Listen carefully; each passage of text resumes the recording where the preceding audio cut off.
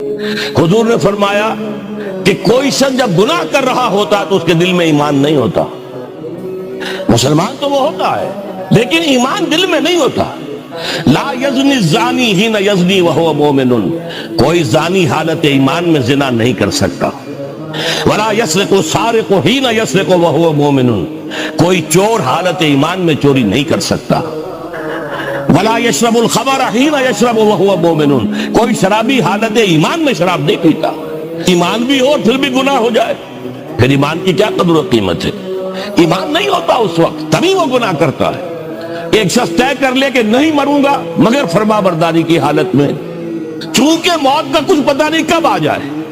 لہذا اس آیت پر عمل صرف اس وقت ممکن ہے جب کوئی لمحہ بھی معصیت میں نہ بسر ہو.